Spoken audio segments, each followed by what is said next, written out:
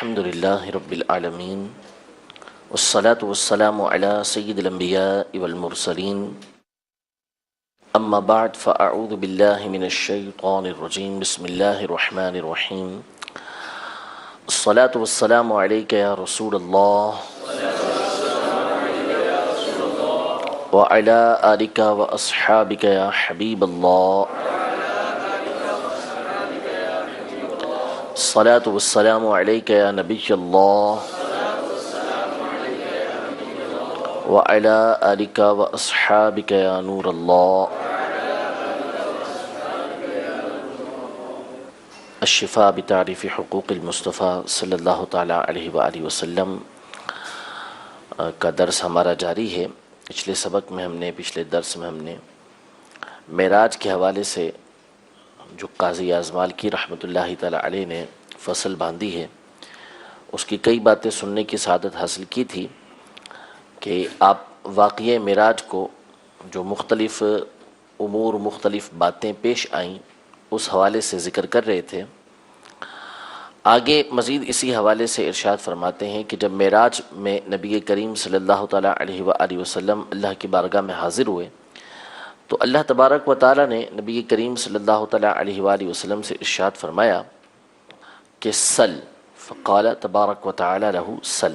یعنی یا رسول اللہ یا محمد صلی اللہ علیہ وسلم آپ سوال کیجئے۔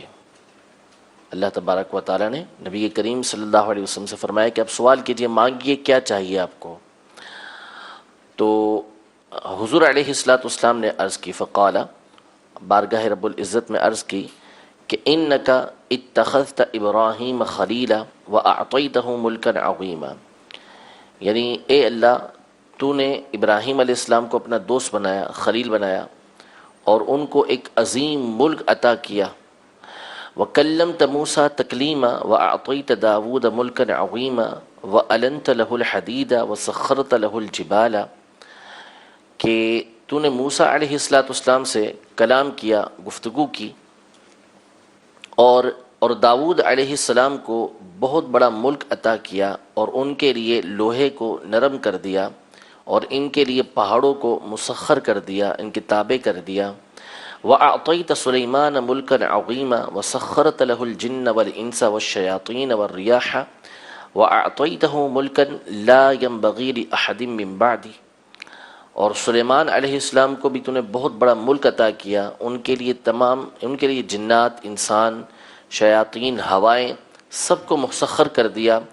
اور ان کو ایسا ملک عطا کیا کہ ان کے بعد کسی کے لیے بھی ایسا ملک نہ مناسب ہوا۔ وَعَلَّمْتَ عِيسَىٰ التَّوْرَاةَ وَالْإِنْجِيلَ وَجَعَلْتَهُ يُبْرِئُ الْأَكْمَحَ وَالْأَبْرَصَ وَأَعَذْتَهُ وَأُمَّهُ مِنَ الشَّيْطَانِ الرَّجِيمِ فَلَمْ يَكُنْ لَهُ عَلَيْهِمَا سَبِيلٌ،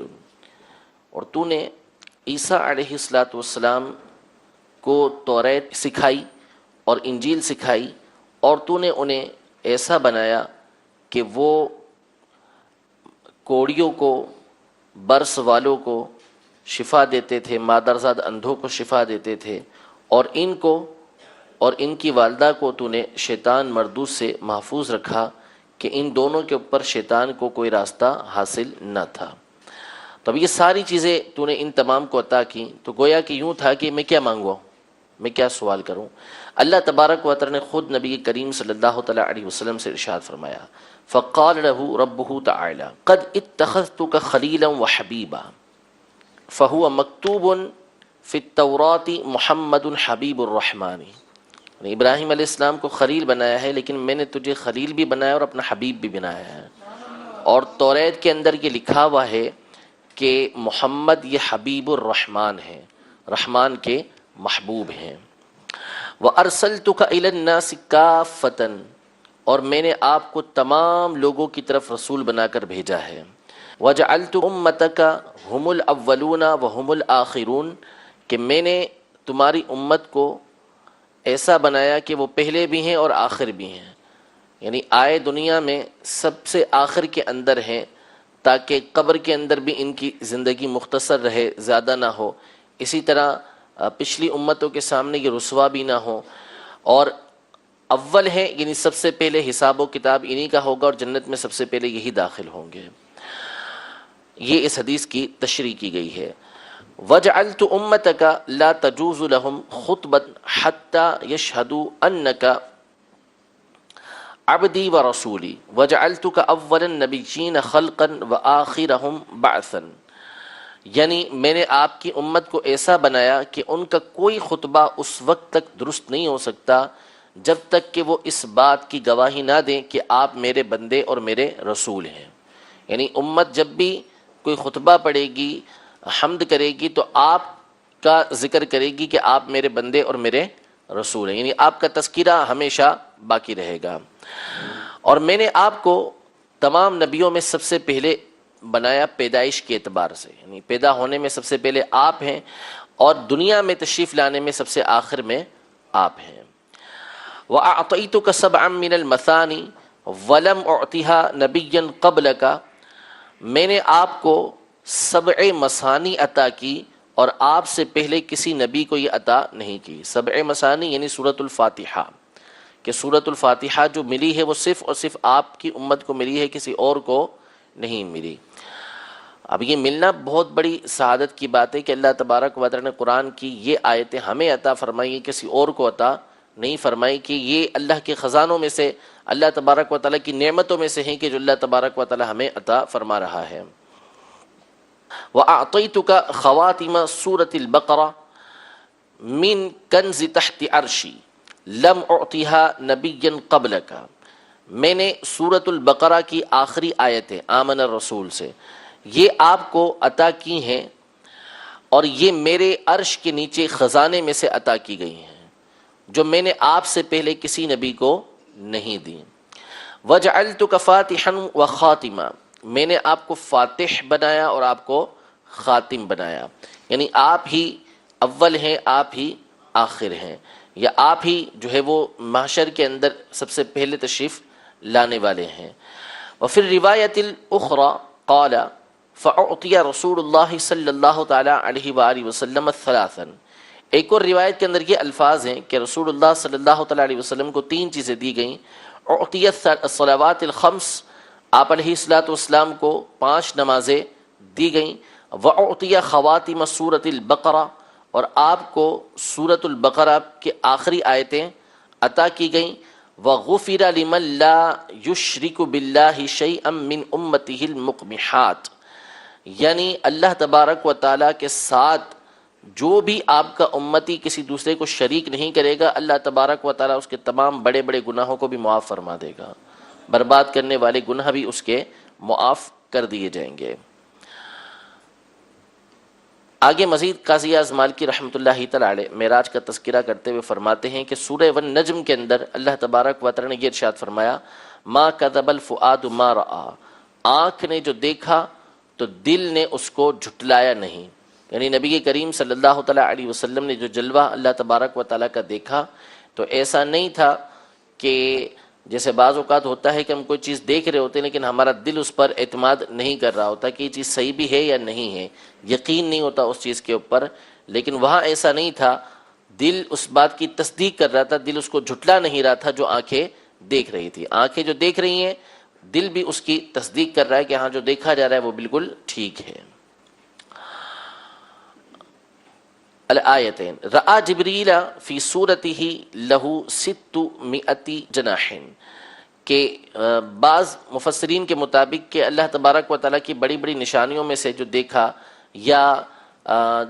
نبی کریم صلی اللہ تعالیٰ علیہ وسلم نے جو جلوہ دیکھا وہ حضرت جبریل امین علیہ السلام کا تھا، حضرت جبریل امین علیہ السلام کا تھا۔ لیکن صحیح یہ ہے جیسا کہ 2 فصلوں کے بعد خود قاضی اعظم مالکی رحمۃ اللہ تعالی علیہ اس بات کا تذکرہ کر رہے ہیں کہ حقیقتاً جو جلوہ دیکھا تھا وہ اللہ تبارک و تعالیٰ کا دیکھا تھا نبی کریم صلی اللہ تعالی علیہ وسلم نے، اور بعض کے مطابق جو ہے جبریل امین علیہ السلام کو دیکھا جن کے 600 پر تھے، جن کے 600 پر تھے۔ یہ گفتگو ہو گئی، پیچھے یہ بات گزری ہے کہ موسیٰ علیہ السلام سے جو ملاقات ہوئی تھی وہ ملاقات ہوئی تھی 6 آسمان پر، اور 7ویں آسمان پر جو ملاقات ہوئی تھی وہ حضرت سیدنا ابراہیم علیہ السلام سے ہوئی تھی۔ لیکن شریک نے جو حضرت انس رضی اللہ تعالی عنہ سے روایت کی ہے اس میں یہ الفاظ ہیں کہ یہ ملاقات موسیٰ علیہ السلام سے 7ویں آسمان پر ہوئی۔ موسیٰ علیہ السلام 7ویں آسمان پر تھے اور ان کو اللہ تبارک و تعالیٰ نے اپنے سے گفتگو کا شرف عطا فرمایا تھا کہ اللہ تبارک و تعالیٰ نے ان سے کلام فرمایا، اسی لیے ان کو کلیم اللہ کہا جاتا ہے۔ تو اس بنیاد پر یہ سمجھتے تھے کہ شاید ان سے اوپر کسی کو نہیں لے جایا جائے گا، شاید ان سے اوپر کسی کو نہیں لے جایا جائے گا، لیکن نبی کریم صلی اللہ تعالیٰ علیہ وآلہ وسلم کو ان سے بھی اوپر لے جایا گیا۔ اسی بات کو بیان کرتے ہیں وفی حدیث شریک انہ رأى موسیٰ فی السابعہ قال بتفضیل کلام اللہ قال ثم علی به فوق ذلك بما لا يعلمہ الا اللہ۔ کہاں لے جایا گیا یہ صرف اور صرف اللہ تبارک و تعالیٰ جانتا ہے۔ فقال موسیٰ لم اظن ان يرفع علی احد، کہ موسیٰ علیہ السلام کہتے ہیں کہ میرا خیال نہیں تھا کہ مجھ سے بھی اوپر کوئی لے جایا جائے گا، یعنی مجھ سے اوپر کسی کا مقام ہوگا، یہ میرا خیال نہیں تھا، لیکن نبی کریم صلی اللہ علیہ وآلہ وسلم کو ان سے بھی اوپر لے جایا گیا۔ مزید آگے اسی حوالے سے گفتگو کرتے ہوئے قاضی اعظم مالکی رحمۃ اللہ تعالی فرماتے ہیں وقد روی عن انس انہ صلی اللہ تعالی علیہ وسلم صلی بالانبیاء ببیت المقدس، کہ حضرت انس رضی اللہ تعالی عنہ سے یہ بھی مروی ہے کہ حضور علیہ السلام نے بیت المقدس کے اندر انبیاء کرام علیہم السلام کی امامت کروائی۔ وعن انس رضی اللہ تعالی عنہ قال قال رسول اللہ صلی اللہ تعالی علیہ وآلہ وسلم بین انا قاعد ذات یوم اذ دخل جبریل علیہ السلام فوکز بین کتفی فقمت الى شجرة فیہا مثل وکرئی الطائر فقعد فی واحدة وقعدت فی الاخرى فنمت حتى سدت الخافقین ولو شئت لمسست السماء وانا اقلب طرفی ونظرت جبریل كأنه حلس لاطئ فعرفت فضل علمه بالله علی وفتح لی باب السماء ورأیت النور الأعظم ثم اوحى اللہ الی ما شاء ان یوحى۔ یعنی بعض روایتوں کے اندر اس طرح ہے کہ جبریل امین علیہ السلام بارگاہ رسالت میں حاضر ہوئے، آپ علیہ السلام تشریف فرما تھے تو حضور علیہ السلام کو ساتھ لیا اور ایک درخت کے پاس آئے۔ اس درخت میں جھولے ٹائپ کا، یوں سمجھ لیں کہ 2 گھونسلے لگے ہوئے تھے بڑے بڑے، اس میں ایک میں نبی کریم صلی اللہ علیہ وسلم تشریف فرما ہوئے اور ایک میں جبریل امین علیہ السلام بیٹھے، تو یہ اونچا ہونا شروع ہوا، یہاں تک کہ اونچا ہوتا چلا گیا۔ آپ علیہ السلام نے فرمایا کہ اتنا اوپر گیا کہ میں چاہتا تو آسمان کو چھو لیتا، ٹھیک ہے،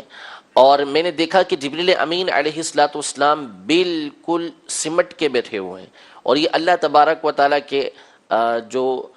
جلال تھا، اللہ تبارک و تعالیٰ کی تجلیات تھیں، نور کی تجلیات تھیں، اس کی وجہ سے یہ سمٹے ہوئے بیٹھے تھے۔ پھر اس کے بعد آسمان کا دروازہ کھولا گیا تو حضور علیہ السلام فرماتے ہیں کہ میں نے ایک بہت بڑا نور دیکھا، اور میرے آگے جو ہے وہ ایک حجاب پردہ ڈال دیا گیا جس میں موتی اور یاقوت لٹک رہے تھے۔ پھر اللہ تبارک و تعالیٰ نے میری طرف وحی فرمائی، جو مجھ سے گفتگو کی۔ یہ ایک بات بیان کی گئی ہے۔ آگے مزید اسی کو اور بیان کرتے ہیں، فرماتے ہیں وذکر البزار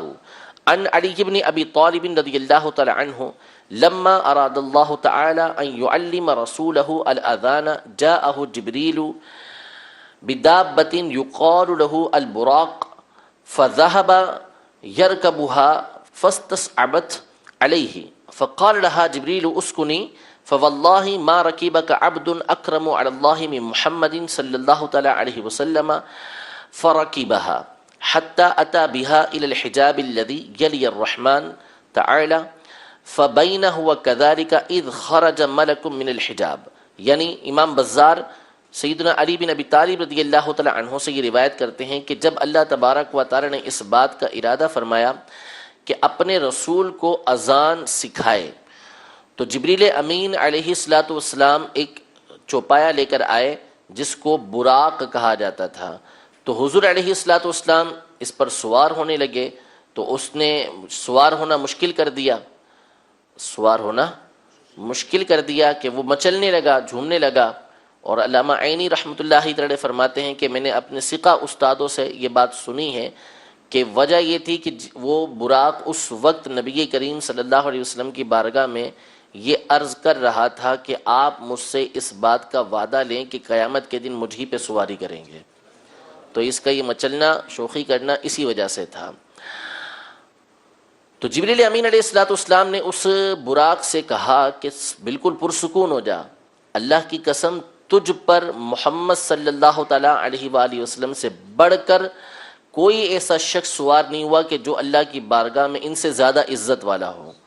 پھر حضور علیہ السلام اس پر سوار ہوئے یہاں تک کہ ایک پردے کے پاس آئے جو رحمان سے یعنی رحمان کے عرش سے ملا ہوا تھا. اسی وقت یہ معاملہ چل رہا تھا کہ حضور علیہ السلام اتنا اوپر پہنچے، پردے میں سے ایک فرشتہ نکلا. تو جبریل امین علیہ السلام سے حضور علیہ السلام نے پوچھا کہ یا جبریل من ھذا؟ فقال رسول اللہ صلی اللہ تعالیٰ علیہ وسلم یا جبریل من ھذا، اے جبریل یہ کون ہے؟ تو جبریل امین علیہ السلام نے عرض کی قال والذی بعثک بالحق انی لاقرب الخلق مکانا وان ھذا الملک ما رأیتہ منذ خلقت قبل الساعۃ ھذہ. یعنی میں اللہ تبارک و تعالیٰ کی بارگاہ میں سب سے قربت رکھتا ہوں. جبریل امین یہ عرض کر رہے ہیں بارگاہ رسالت میں، لیکن اس فرشتے کو میں جب سے پیدا ہوا ہوں میں نے کبھی نہیں دیکھا، پہلی مرتبہ آج اس کو میں دیکھ رہا ہوں. تو اللہ تبارک و تعالیٰ کی بارگاہ کے اندر مخلوق پردے میں ہے، یعنی اللہ تبارک و تعالیٰ کو دیکھنے سے دنیا کے اندر بندے جو ہیں وہ اس بات پر قادر نہیں ہیں کہ اللہ تبارک و تعالیٰ کو دیکھ سکیں. ان کے نظروں کے آگے حجاب ہے. اللہ تبارک و تعالیٰ حجاب سے پاک ہے، کیونکہ حجاب کے لیے ضروری ہوتا ہے کہ جسم ہو. اللہ تبارک و تعالیٰ جسم سے پاک ہے. یہ جو حجاب ہے یہ مخلوق کی آنکھوں کے اوپر ہے. نبی کریم صلی اللہ تعالیٰ علیہ وآلہ وسلم کو بھی جو زیارت نصیب ہوئی تو اس میں ہوا یہی کہ یہ جو حجاب آنکھوں کا تھا اس کو اٹھا دیا گیا، تو اللہ تبارک و تعالیٰ کی زیارت کی. ورنہ مخلوق محجوب ہے، مخلوق پردے میں ہے، مخلوق کے آگے پردہ ہے کہ جس کی وجہ سے وہ اللہ تبارک و تعالیٰ کی زیارت نہیں کر سکتی. ورنہ اللہ تبارک و تعالیٰ پردے سے پاک ہے. پردہ اس چیز کا ہوتا ہے کہ جو جسم و جسمانیت مکان والی ہو. اللہ تبارک و تعالیٰ ان تمام چیزوں سے پاک ہے، منزہ ہے. تو یہ فرشتہ آیا اور اس نے یوں کہا فقال الملک اللہ اکبر اللہ اکبر فقیل له من وراء الحجاب صدق عبدی انا اکبر انا اکبر. فرشتے نے اذان کہی یعنی اللہ اکبر کہا تو حجاب کے ورا سے یعنی پردے کے پیچھے سے یہ آواز آئی کہ میرے بندے نے یعنی اس فرشتے نے سچ کہا، میں ہی بڑا ہوں، میں ہی سب سے بڑا ہوں. پھر اس کے بعد فرشتے نے کہا ثم قال الملک اشہد ان لا الہ الا اللہ فقیل له من وراء الحجاب صدق عبدی انا اللہ لا الہ الا انا. کہ جب فرشتے نے یہ کہا کہ میں اس بات کی گواہی دیتا ہوں کہ اللہ کے سوا کوئی معبود نہیں، تو ورائے حجاب پردے کے پیچھے سے آواز آئی کہ میرے بندے نے سچ کہا کہ میں ہی معبود ہوں، میرے سوا کوئی معبود نہیں ہے. وذكر مثل هذا في بقية الأذان إلا أنه لم يذكر جوابا عن قوله حي على الصلاة حي على الفلاح. یعنی اسی طرح فرشتے نے ساری اذان کہی اشہد ان لا الہ الا اللہ کے بعد اشہد ان محمد رسول اللہ، حی علی الصلاۃ حی علی الفلاح یہ پڑھا گیا. تو اللہ تبارک و تعالیٰ نے باقی چیزوں کا تو جواب ارشاد فرمایا کہ اشہد ان محمد رسول اللہ پر بھی فرمایا کہ اشہد ان محمد رسول اللہ، یہی ارشاد فرمایا ہوگا جو اس کا جواب بنتا ہے کہ اس نے میرے بندے نے سچ کہا کہ محمد میرے رسول ہیں. ٹھیک ہے. باقی حی علی الصلاۃ آؤ نماز کی طرف تو اس کا جواب بندوں نے دینا ہے، اور حی علی الفلاح کا جواب بندوں نے دینا ہے. اللہ تبارک و تعالیٰ اس سے منزہ ہے، اللہ تبارک و تعالیٰ اس سے پاک ہے. وہ تو بھلائی عطا فرمانے والا ہے، وہ تو نماز کا حکم ارشاد فرمانے والا ہے. اور حی علی الصلاح حی علی الفلاح کا مطلب ہوتا ہے آؤ نماز کی طرف، آؤ بھلائی کی طرف. تو اس کا جواب مذکور نہیں ہے. باقی تمام کا تمام چیزوں کا جواب اللہ تبارک و تعالیٰ نے اذان کا جواب ارشاد فرمایا. آگے فرماتے ہیں نبی کریم صلی اللہ تعالیٰ علیہ وسلم وقال ثم اخذ الملک بید محمد صلی اللہ تعالیٰ علیہ وسلم فقدمہ قام فاما اہل السماء فیہم آدم و نوح. اس کے بعد فرشتے نے نبی کریم صلی اللہ تعالیٰ علیہ وآلہ وسلم کا ہاتھ پکڑ کے آگے کیا تو حضور علیہ الصلوۃ والسلام نے آسمان والوں کو بھی نماز پڑھائی. جس میں حضرت آدم اور حضرت نوح علیہم السلام بھی موجود تھے۔ مزید آگے اسی کو بیان کرتے ہیں معراج کے واقعے کو۔ قال ابو جعفر محمد بن علی بن الحسین راویہ اکمل اللہ تعالی لمحمد الشرف علی اہل السماوات والارض، یعنی ابو جعفر محمد بن علی بن حسین جو اس حدیث کے راوی ہیں وہ کہتے ہیں کہ اللہ تبارک و تعالیٰ نے محمد صلی اللہ تعالیٰ علیہ وآلہ وسلم کی بزرگی کو، ان کے مرتبے کو آسمان اور زمین تمام والوں سے بڑھا دیا، کہ زمین والوں کی بھی نبی کریم صلی اللہ تعالیٰ علیہ وآلہ وسلم نے امامت کی، اور آسمان والوں کی بھی نبی کریم صلی اللہ تعالیٰ علیہ وسلم نے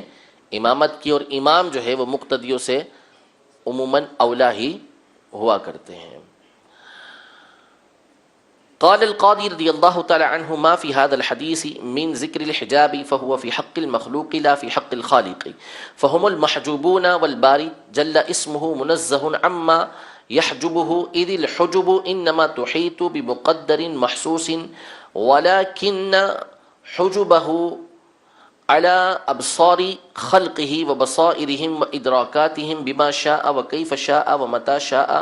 كقوله تعالى كلا إنهم عن ربهم يومئذ لمحجوبون، فقوله في هذا الحديث الحجاب وإذ خرج ملك من الحجاب يجب أن يقال إنه حجاب حجب به من وراءه من ملائكته عن الاطلاع على ما دونه من سلطانه وعظمته وعجائب ملكوته وجبروته، ويدل عليه من الحديث قول جبريل عن الملك الذي خرج من ورائه إن هذا الملك ما رأيته منذ خلقت قبل ساعة هذه، فدل على أن هذا الحجاب لم يختص بالذات، ويدل عليه قول كعب في تفسيره سدرة المنتهى قال إن إليها ينتهي علم الملائكة وعندها يجدون أمر الله لا يجاوزها علمهم، وأما قوله الذي يلي الرحمن فيحمل على حذف المضاف أي يلي عرش الرحمن أو أمر ما من عظيم آياته أو مبادئ حقائق معارفه مما هو أعلم به، كما قال تعالى واسأل القرية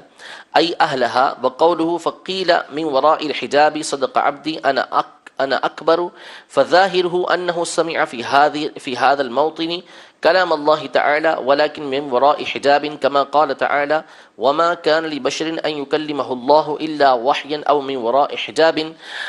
أي وهو لا يرى حجب بصره عن رؤيته، فإن صح القول بأن محمدا صلى الله تعالى عليه وسلم رأى ربه عز وجل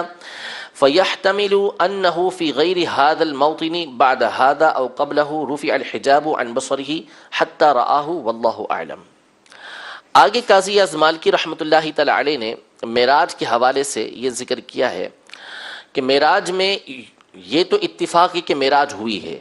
نبی کریم صلی اللہ تعالی علیہ وسلم کو معراج ہوئی، اس پر اتفاق ہے۔ البتہ معراج کی کیفیت میں علماء کا اختلاف رہا ہے، صحیح حق کیا ہے اس کو بھی بیان کریں گے جس پر جمہور علماء ہیں۔ اس کے علاوہ دو قول اور ذکر کیے ہیں۔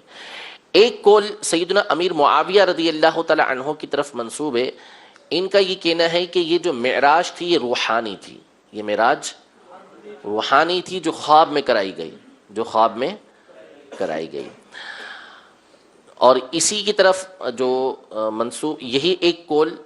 منسوب ہے سیدنا حسن بصری رضی اللہ تعالیٰ عنہ کی طرف، لیکن ٹھیک یہ ہے حسن بصری رضی اللہ تعالیٰ عنہ کا موقف کہ وہ جسمانی معراج کے قائل ہیں، روحانی معراج کے قائل نہیں ہیں۔ تو ایک علماء کی مختصر سی تعداد ہے جو اس بات کی قائل ہے کہ یہ معراج جو ہوئی تھی وہ روحانی ہوئی تھی، جسمانی نہیں ہوئی تھی۔ قاضی اعظم مالکی رحمۃ اللہ تعالی علیہ تفصیل کے ساتھ دلائل دیں گے کہ معراج جو حق ہے وہ جسمانی ہے۔ تو بہرحال ایک قول یہ ہوا، اور یہ لوگ استدلال کرتے ہیں قرآن پاک کی آیت وما جعلنا الرؤیا التي اریناک الا فتنة للناس، کہ ہم نے جو آپ کو رؤیا بولتے ہیں خواب کو، رؤیا خواب کو بولتے ہیں، ہم نے جو آپ کو خواب دکھایا تھا وہ ہم نے لوگوں کے لیے آزمائش بنا دیا، لوگوں کے لیے آزمائش بنا دیا۔ اب یہ کہتے ہیں کہ اس سے مراد معراج کا واقعہ ہے، اس سے مراد معراج کا واقعہ ہے اور اس کو خواب کہا گیا ہے، اس کو خواب کہا گیا ہے۔ تو یہ کہتے ہیں کہ جو معراج ہوئی یہ خواب کے اندر ہوئی، روحانی معراج ہوئی اور خواب کے اندر ہوئی؟ اس کا جواب آگے قاضی اعظم مالکی رحمۃ اللہ تعالی ذکر کر رہے ہیں۔ اور اسی طرح حضرت عائشہ رضی اللہ تعالی عنہا فرماتی ہیں کہ میں نے رسول اللہ صلی اللہ تعالی علیہ وآلہ وسلم کے جسم مبارک کو مفقود نہیں پایا، یعنی آپ کا جسم مبارک اپنی جگہ پر موجود تھا۔ اس سے بھی یہ استدلال کرتے ہیں کہ گویا حضور علیہ الصلوۃ والسلام کی روح مبارک جو ہے وہ معراج کے لیے گئی تھی، حالانکہ یہ ٹھیک نہیں ہے۔ اسی طرح حضور علیہ الصلوۃ والسلام کا یہ فرمان ہے کہ بین انا نائم، میں سویا ہوا تھا، اور ایک میں ہے کہ میں مسجد کے اندر سویا ہوا تھا، پھر میں جاگا تو میں مسجد کے اندر موجود تھا۔ ان تمام سے یہ لوگ استدلال کرتے ہوئے کہتے ہیں کہ معراج کون سی ہوئی؟ روحانی ہوئی، جسمانی نہیں ہوئی۔ لیکن صحیح کیا ہے اس کو آگے بیان کر رہے ہیں، پہلے یہ عبارت دیکھ لیں۔ فرماتے ہیں ثم اختلف السلف والعلماء هل كان اسراؤه بروحه او جسده على ثلاث مقالات، تین قول ہیں اس کے اندر کہ معراج کس طریقے سے ہوئی۔ فذهب طائفة الى انه اسراء بالروح وانه رؤيا منام مع اتفاقهم ان رؤيا الانبیاء حق ووحی، یعنی جو یہ کہتے ہیں کہ معراج روحانی ہوئی یا خواب کے اندر ہوئی تو وہ بھی اس بات کے قائل ہیں کہ بھلے خواب میں ہوئی ہو لیکن ہے حق، اس لیے کہ انبیاء کرام علیہم السلام کے خواب بھی وحی ہوتے ہیں، ان کے خواب حق ہوتے ہیں اور خواب وحی ہوتے ہیں، تو جو بات دیکھی گئی وہ کیا ہے؟ حق ہے، ٹھیک ہے۔ وإلى هذا ذهب معاوية وحكي عن الحسن والمشهور عنه خلافه، وإليه أشار محمد بن إسحاق وحجتهم قوله تعالى وما جعلنا الرؤيا التي أريناك إلا فتنة للناس وما حكوا عن عائشة رضي الله تعالى عنها ما فقدت جسد رسول الله صلى الله تعالى عليه وسلم، وقوله صلى الله عليه وسلم بين أنا نائم، وقول أنس وهو نائم في المسجد الحرام، وذكر القصة ثم قال في آخرها فاستيقظت وأنا بالمسجد الحرام۔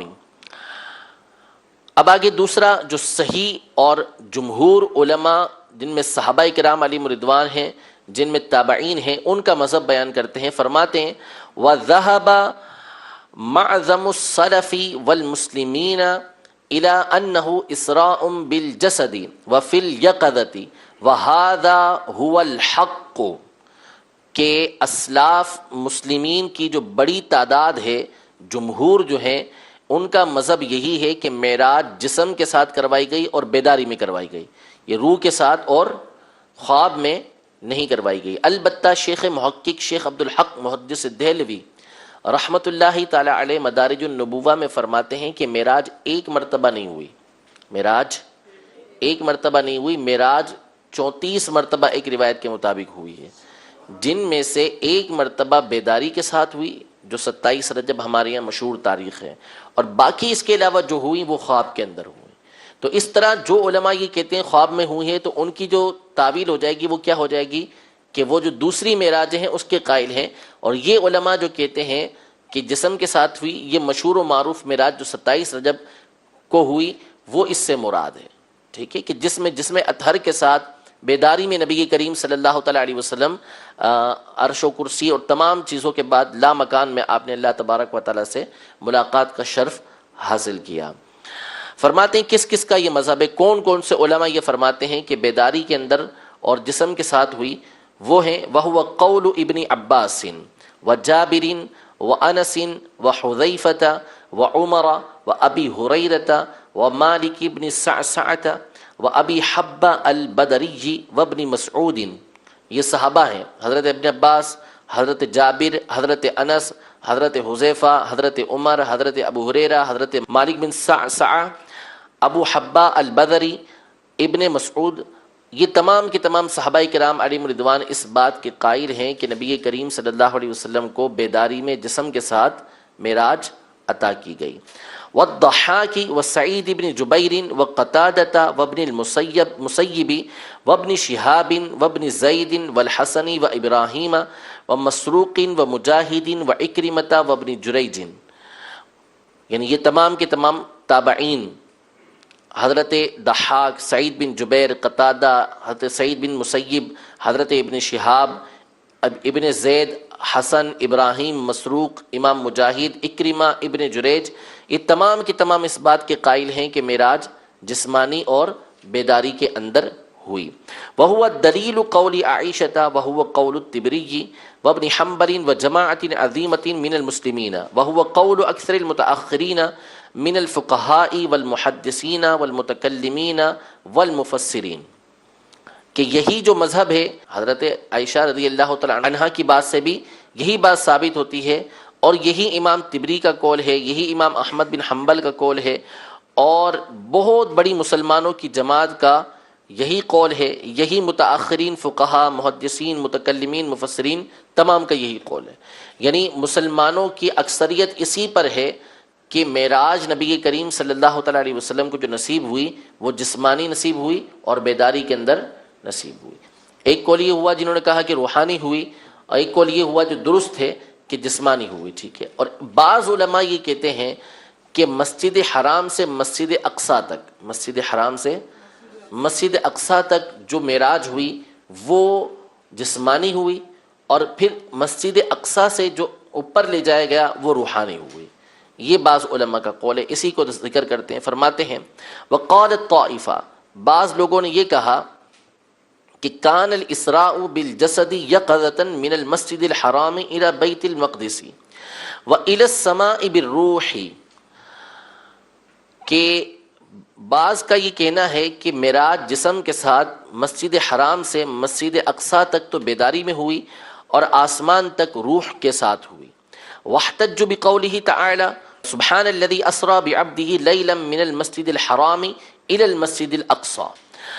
فجعل الى المسجد الاقصى غاية الاسراء الذي وقع التعجب فيه بعظيم القدرة والتمدح بتشريف النبي صلى الله تعالى عليه وسلم محمد صلى الله عليه وسلم به واظهار الكرامة له بالاسراء اليه. قال هؤلاء ولو كان الاسراء بجسده الى زائد على المسجد الاقصى لذكره فيكون ابلغ في المدح. یعنی ان کا کہنا یہ ہے کہ قرآن پاک کے اندر اللہ تبارک و تعالی نے بیت المقدس تک، مسجد اقصیٰ تک معراج کا تذکرہ کیا ہے. بات کیا ہو رہی ہے؟ نبی کریم صلی اللہ تعالیٰ علیہ وسلم کی تعریف کی جا رہی ہے، آپ علیہ الصلوۃ والسلام کے مقام رفیع کو بیان کیا جا رہا ہے، بلند مقام کو بیان کیا جا رہا ہے. تو یہ مسجد اقصیٰ تک کیوں؟ اگر معراج اوپر تک ہوئی تھی تو پھر تو ہونا یہ چاہیے تھا کہ اوپر کی بات کو بھی بیان کیا جاتا تاکہ مزید نبی کریم صلی اللہ تعالیٰ علیہ وسلم کے کمالات کا یہاں پر بیان ہوتا. یہ ان لوگوں کا کہنا ہے. اس کا جواب بھی علماء نے ذکر کیا ہے کہ مقصد اصل میں یہ تھا کہ جانا آپ نے اوپر ہی تھا، آسمانوں پر ہی تھا، اور آپ نے لا مکان میں جانا تھا. لیکن بات یہ تھی کہ مسجد اقصیٰ لے جانے میں حکمتیں بے شمار تھیں، جن میں سے ایک بڑی حکمت یہ تھی کہ واپسی میں جب آپ نے کفار کے سامنے واقعہ معراج کو بیان کرنا تھا تو انہوں نے ظاہری طور پر اس پر اعتراض کرنا ہی کرنا تھا، لازمی طور پہ اعتراض کرنا ہی کرنا تھا. اب آسمانوں کا تو ان کو کچھ معلوم نہیں کہ آسمان پہ کیا ہے، لیکن مسجد اقصیٰ وہ بار بار جاتے رہے ہیں. تو رات کے تھوڑے سے حصے کے اندر مسجد اقصیٰ چلا جانا یہ ممکن، یعنی عادتاً ایسا نہیں ہوتا، عادتاً ایسا نہیں ہوتا. تو جب نبی کریم صلی اللہ تعالیٰ علیہ وسلم رات کے تھوڑے سے حصے کے اندر مسجد حرام سے مسجد اقصیٰ جا سکتے ہیں تو پھر اس کے اوپر بھی جا سکتے ہیں.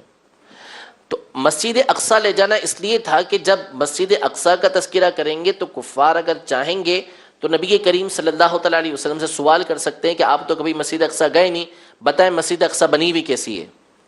اس کے دروازے کیسے، اس کا محل وقوع کیسا ہے. یہ بار بار جاتے رہتے تھے تو یہ معلوم کر سکتے تھے. تو اس لیے نبی کریم صلی اللہ تعالیٰ علیہ وآلہ وسلم کو مسجد اقصیٰ لے جایا گیا. یہ ایک وجہ جو جواب کے طور پر، ورنہ مسجد اقصیٰ لے جانے کی علماء نے 10 سے زیادہ وجوہات بیان کی ہیں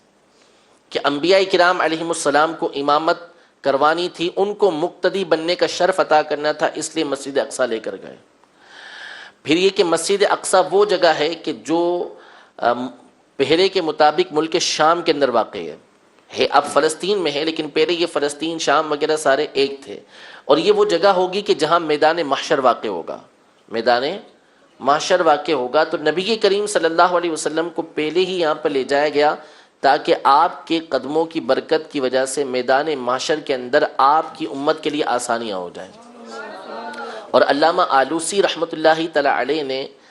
تفسیر روح المعانی کے اندر یہ ذکر کیا ہے کہ مسجد اقصیٰ کے جو ستون تھے انہوں نے اللہ تبارک و تعالیٰ کی بارگاہ میں عرض کی تھی کہ اللہ عز و جل ہمیں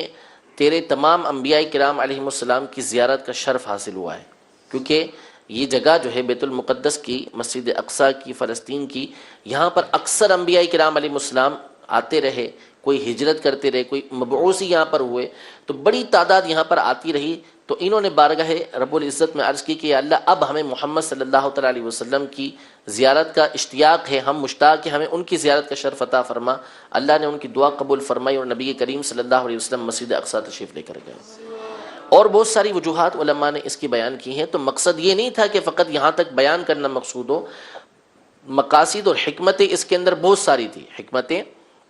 بہت ساری تھی تاکہ واپسی میں کفار کو جواب دینا یہ آسان ہو، ان کے اوپر حجت کیا ہو جائے، پوری پوری قائم ہو جائے کہ دیکھیں مسجد اقصیٰ نبی کریم صلی اللہ تعالیٰ علیہ وآلہ وسلم نے تو کبھی دیکھی نہیں ہے، تم اس بارے میں جو چاہو نبی کریم صلی اللہ تعالیٰ علیہ وسلم سے پوچھ سکتے ہو، ٹھیک ہے۔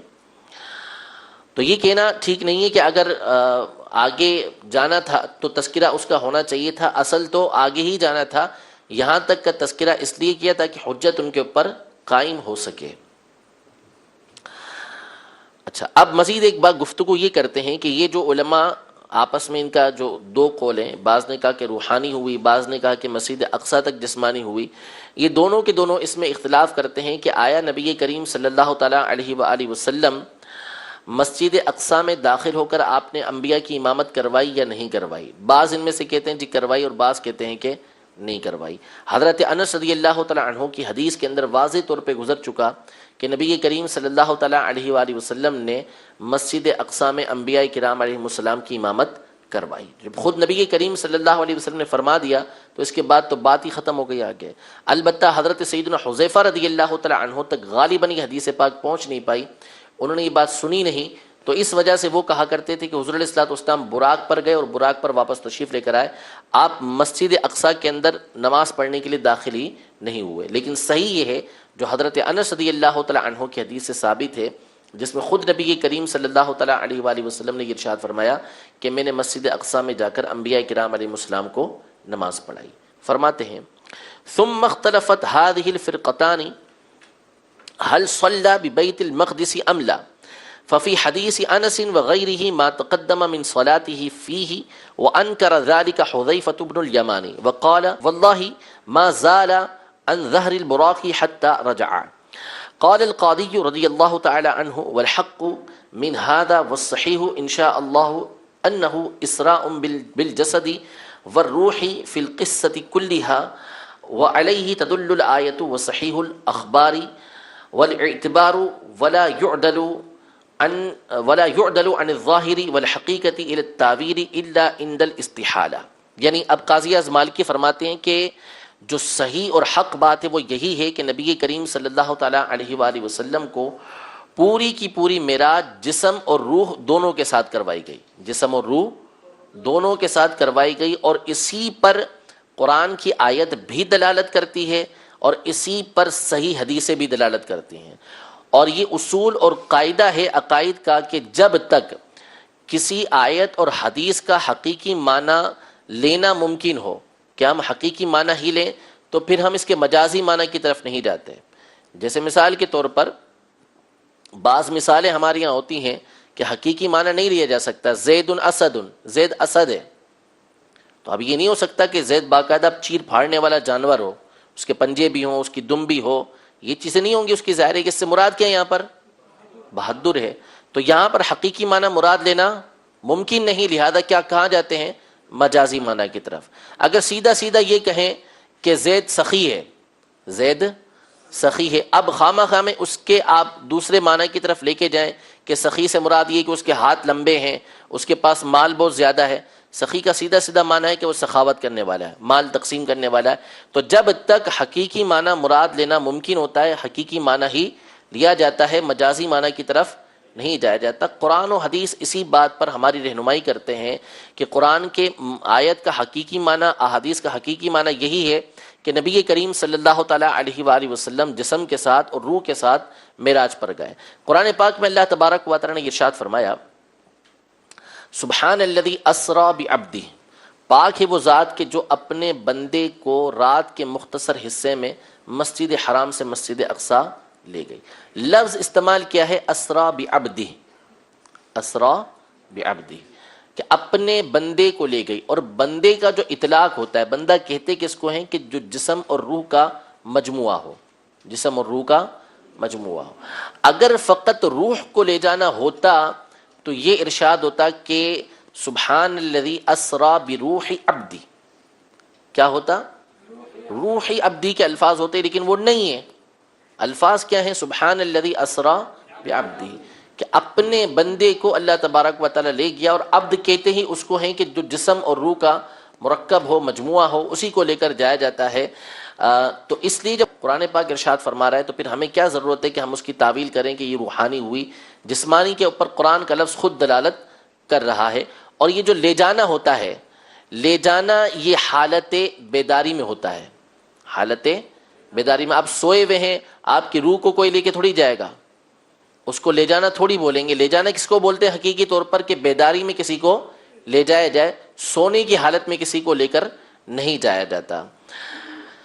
اسی طرح قرآن پاک میں سورہ والنجم میں اللہ تبارک و تعالی نے یہ ارشاد فرمایا کہ ما زاغ البصر وما طغى،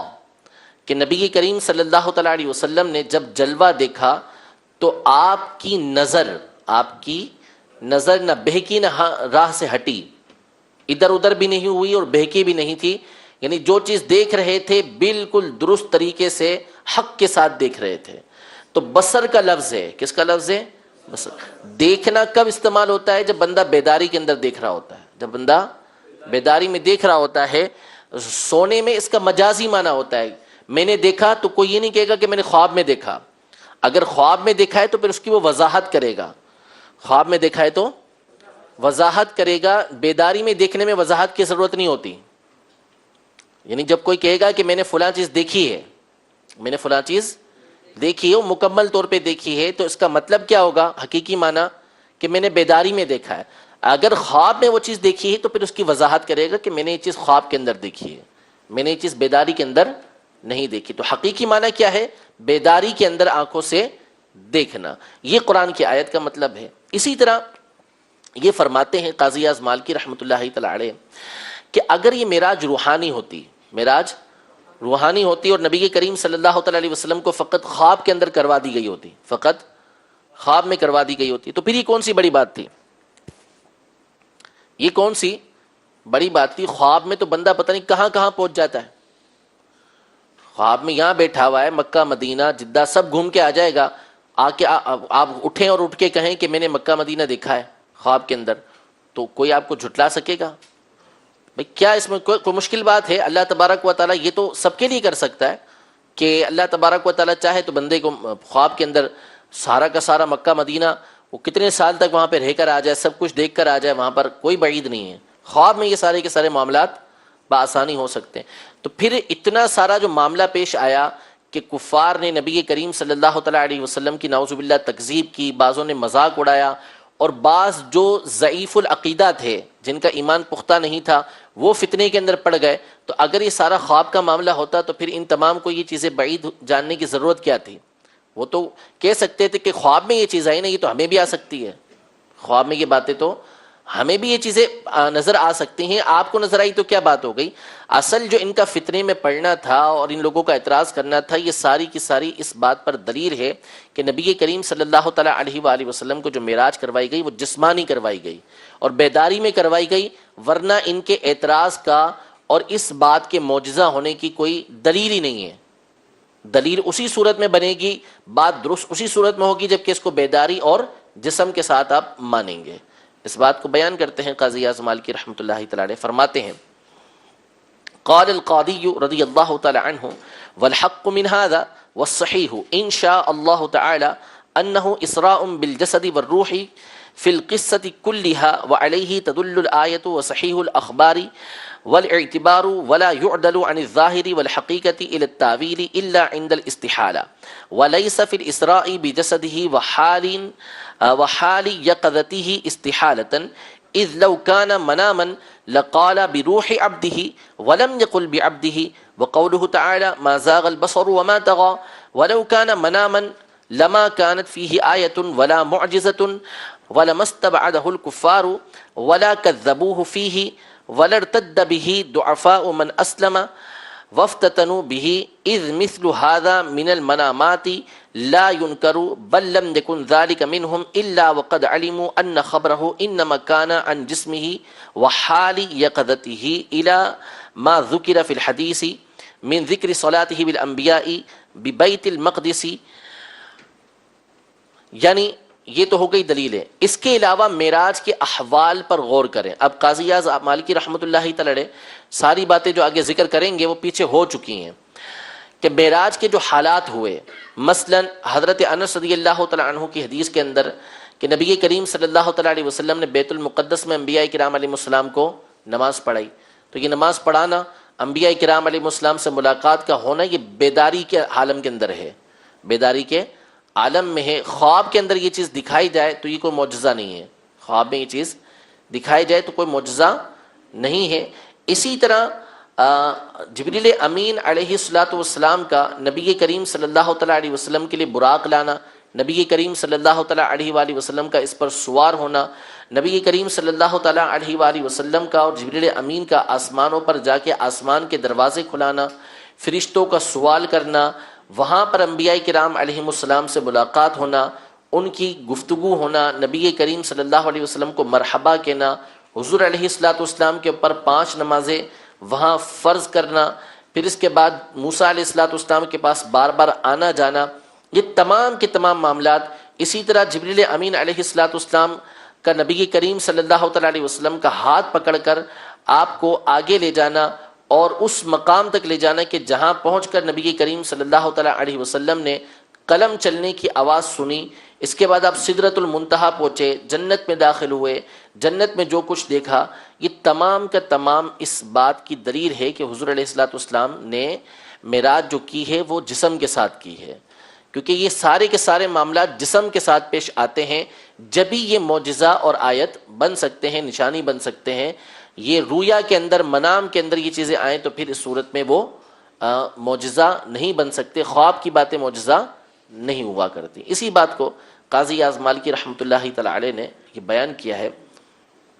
فرماتے ہیں الی ما ذکر فی الحدیث من ذکر صلاته بالانبیاء ببیت المقدس فی روایت انس او فی السماء علی ما روا غیره وذکر مجیء جبریل له بالبراق وخبر المعراج واستفتاح السماء فیقال ومن معك فیقول محمد ولقائه الانبیاء فیها وخبرهم معه وترحیبهم به وشأنه في فرض الصلاة ومراجعته مع موسى في ذلك وفي بعض هذه الأخبار فأخذ يعني جبريل بيدي فعرج بي إلى السماء إلى قوله ثم عرج بي حتى ظهرت بمستوى أسمع فيه صريف الأقلام وأنه وصل إلى سدرة المنتهى وأنه دخل الجنة ورأى فيها ما ذكره. قال ابن عباس هي رؤيا عين رآها لا رؤيا منام. اور بھی دلائل آگے قاضی اعظم مالکی رحمۃ اللہ تعالی علیہ نے اس بات کے ذکر کیے ہیں کہ نبی کریم صلی اللہ تعالی علیہ وسلم کو معراج جو نصیب ہوئی وہ بیداری میں نصیب ہوئی، اس لیے کہ قرآن کے اندر کیا ہے، بعبدہ، بعبدہ کہ اپنے بندے کو لے گیا، بروح عبدہ کے الفاظ نہیں ہیں. اسی طرح ما زاغ البصر وما طغى کہ آنکھ بہکی نہیں تھی، اپنی جگہ سے ہٹی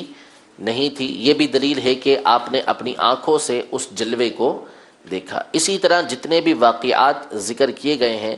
اس میں جو حقیقی معنی ہے وہ کیا ہے، جسم کے ساتھ. حقیقی معنی جسم کے ساتھ ہے، اور جسم کے ساتھ یہ ساری کی ساری باتیں بطور معجزہ ہو سکتی ہیں، بطور معجزہ ہو سکتی ہیں. ابتدا سے انتہا تک، جنت میں جانے تک، اللہ تبارک و تعالیٰ کا دیدار کرنے تک، یہ تمام کی تمام باتیں ہو سکتی ہیں. تو اس لیے اس کا دوسرا معنی مراد لینا درست نہیں ہوگا جب تک کہ اس کا حقیقی معنی ہم مراد لے سکتے ہیں. اسی بات کو ذکر کیا ہے، اور انشاءاللہ آگے مزید اس کے دلائل، اور پھر اس کے بعد جن علماء نے استدلال کیا ہے معراج روحانی کے اوپر، ان کے جوابات قاضی اعظم مالکی رحمۃ اللہ تعالی نے اس سے اگلی فصل کے اندر دیے ہیں. اللہ تبارک و تعالی ہم سب کو نبی کریم صلی اللہ تعالی علیہ وسلم کی عقیدت محبت نصیب فرمائے، اور حضور علیہ الصلوۃ والسلام کی شفاعت میں سے ہمیں حصہ نصیب فرمائے. آمین بجاہ النبی الامین صلی اللہ تعالی علیہ وآلہ وسلم.